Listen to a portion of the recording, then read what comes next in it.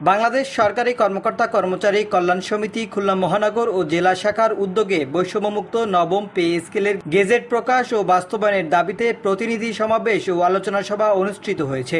শুক্রবার বিকেলে খুলনা নগরের একটি মিলনায়তনে এ অনুষ্ঠানের আয়োজন করা হয়। একই সঙ্গে সংগঠনটির খুলনা জেলা শাখার উদ্বোধন ঘোষণা করা হয়। অনুষ্ঠানে প্রধান অতিথি হিসেবে উপস্থিত ছিলেন কেন্দ্রীয় কমিটির আহ্বায়ক মোহাম্মদ আব্দুল মালেক। প্রধান বক্তা ছিলেন কেন্দ্রীয় কমিটির সদস্য সচিব আশিকুল ইসলাম।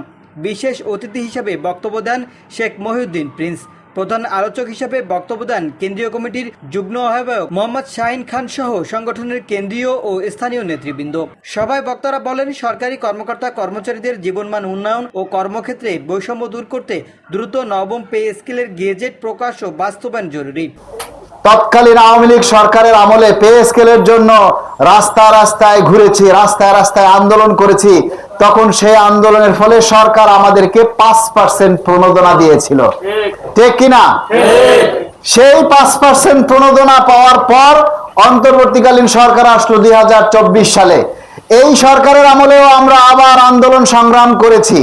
আন্দোলন সংগ্রাম করতে করতে যখন আমরা পে কমিশন গঠনের দাবি জানিয়েছিলাম, পে স্কেলের দাবি জানিয়েছিলাম, দাবি করেন, বর্তমান দ্রব্যমূল্যের ঊর্ধ্বগতির কারণে নিম্ন ও মধ্যম পর্যায়ে সরকারি কর্মচারীরা মানবেতর জীবনযাপন করছে।